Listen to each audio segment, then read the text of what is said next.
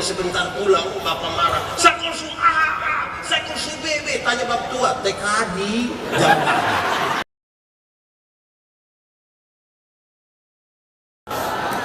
Jadi kalau sebentar pulang, bapak marah. Saya kursu A, saya kursu B, tanya bab tua, TKD, jangan. Itu tidak boleh, itu tidak. Itu kan tidak dimasalah.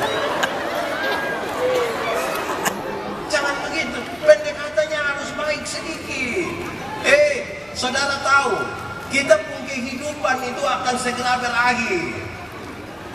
Kalau saudara tidak sempat menggunakan wadah-wadah pelayanan ini dengan baik, saudara kehilangan kesempatan untuk melayani Tuhan dan membawa dampak bagi kemanusiaan.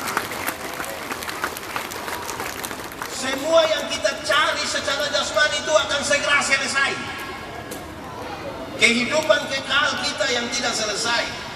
Orang yang menanggapi kehidupan kekal itu, dia melakukan segala sesuatu sebagai ungkapan terima kasih, biar kemuliaan Tuhan itu nyata dan kita hidup dalam berkat.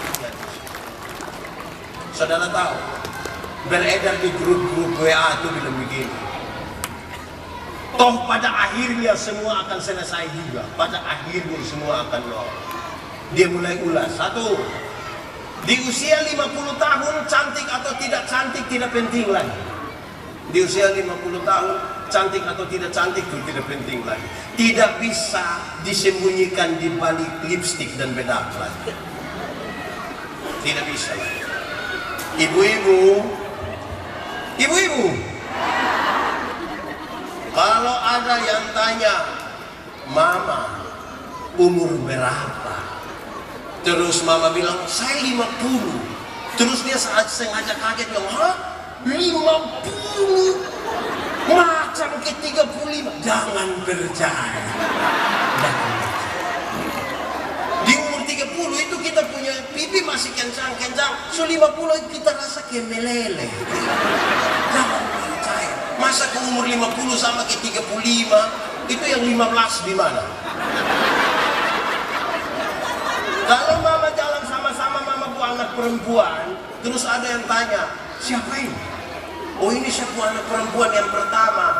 Dia sengaja kaget, hah? Anak perempuan? Macam kakak adik, jangan percaya. Jangan percaya. Masa Mama seperti kakak adik dengan anak pertama? Kalau itu terjadi hanya dua kemungkinan. Pertama, kemungkinan dia punya anak muka terlalu tua, makanya dan dia Mama itu kayak beda-beda tipis saja. Atau yang kedua, kemungkinan besar dia punya Mama kawin terlalu muda, 8 tahun sudah nikah, makanya dengan gitu. Tidak bisa.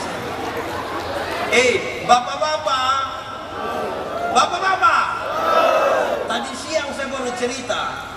Kami SMA dulu, saya punya teman tato di sini, tato, gak betul. Itu Guns N' Roses. Ada yang laki-laki duduk bangku kaki baru melukis itu. Gak ada. Kulit sudah bagus lagi, tinta bagus lagi, kontras betul ini kulit, gagal sekali, mantap. Karena itu SMA itu. Umur 43 tahun dia sakit, saya lihat dia tuh saya sedih. Karena itu tato bukan kayak orang bangku kaki, sama kayak orang berlutut. Dan selesai, saudara. Kita mau tato apa? Gila.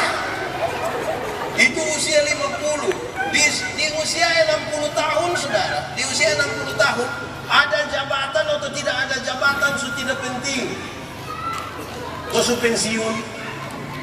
Waktu kita masih aktif itu yang anak-anak don datang, syuk, langsung datang, Muhammad, lanjutkan. Nah, itu aktif itu. Sudah pensiun, kita mau terima pensiun di kantor pos.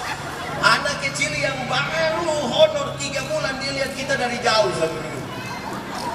Pakai bahasa Kuban dia bilang, tua, aman kok. Itu kita rasa kayak mau cek ke dia.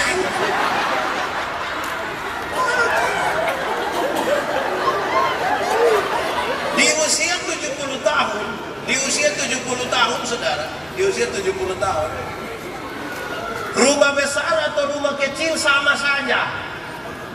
apalagi rumah tingkat. Kau sudah pakai tongkat mau naik di lantai 2 begitu, akan selesai. Mau apa? Di usia 80 tahun, di usia 80 tahun saudara, itu kaya atau miskin sudah tidak penting lagi. Kok tidak mungkin lagi dia beli, kalau di Kupang dia beli sei babi barang 1 kilo makan sendiri, sudah tidak bisa lagi. Kok su kolesterol lagi, jantung, gigi sudah tidak ada lagi. Orang lain punya, dia mall saja. Sudah tidak bisa itu. Cucu dong kumpul-kumpul, cucu lari-lari. Kan orang tua suka senang, kau lihat cucu lari-lari. Terus cucu yang paling tua bilang begini, Opa mau makan apa? Nah kakak lagi ya. Opa paling hanya bilang begini,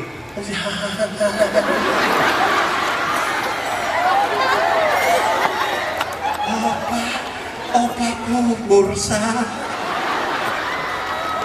Pada akhirnya semua akan selesai. Kalau saudara tidak melayani Tuhan hari ini, kapan saudara mau melayani Tuhan? Kapan?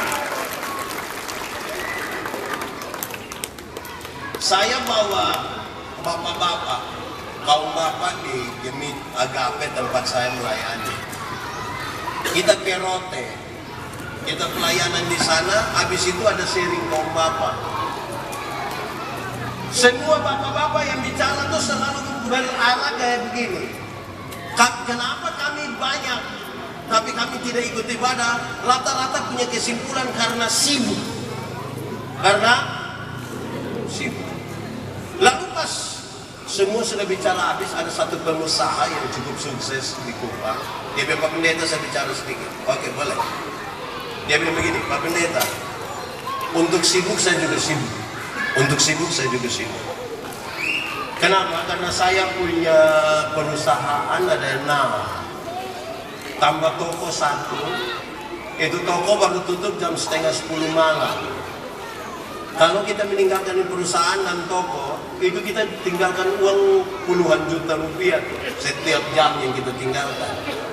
Terus dia lanjut begini, tapi kenapa saya terima jadi majelis gereja? Kenapa saya ikut ibadah kaum bapak? Kenapa sampai antar anak-anak ke sekolah? Saya sengaja kasih panas mobil itu waktu anak-anak naik, supaya saya bisa baca satu ayat Alkitab supaya anak-anak dengar. Kami semua penasaran dengan jawaban.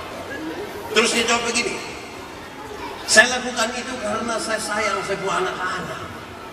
Saya marah juga. Saya bilang, bapak saja yang sayang anak, kayak macam kami ini tidak sayang anak. Bang tua bilang begini, Pak Pendeta saya minta maaf, Pak Pendeta saya minta maaf, saya minta maaf. Yang saya maksud begini, saya baca Alkitab, saya baca Alkitab. Tuhan marah kepada Daud, Tuhan marah kepada Salomo, karena Salomo buat kuil-kuil penyembahan untuk dewa dewi dari istri-istri. Tuhan marah dan ingin menghukum Salomo, tapi kemudian Tuhan batalkan hukuman itu dengan Tuhan mengatakan kalimat ini. Tuhan bilang begini, Salomo, oleh karena ayahmu Daud, aku tidak akan menghukum engkau. Pakai bahasa hari-hari dia bilang begini, Salomo, oleh karena engkau punya bapak yang bernama Daud itu yang buat saya tidak jadi hukum kamu. Dia bilang begini, Pak Pendeta, waktu saya baca itu bagian baru saya mengerti. Ternyata apa yang kita bapak-bapak buat, itu Tuhan perhitungkan bagi anak-anak. Apa yang orang tua buat itu Tuhan perhitungkan bagi anak-anaknya. Lalu apa yang sekarang kita buat? Itu jadi pertanyaan yang serius sekali bagi kita, saudara. Kenapa? Karena kita bicara tentang berdampak. Saudara lihat, dalam perjalanan dari pembacaan tadi, ada orang tidak suka terhadap sebuah gerakan yang baik untuk pembaharuan. Lalu apakah karena ada yang tidak suka itu lantas dia berhenti? Jawabannya tidak. Untuk sebuah perbuatan baik selalu ada tantangan. Amin.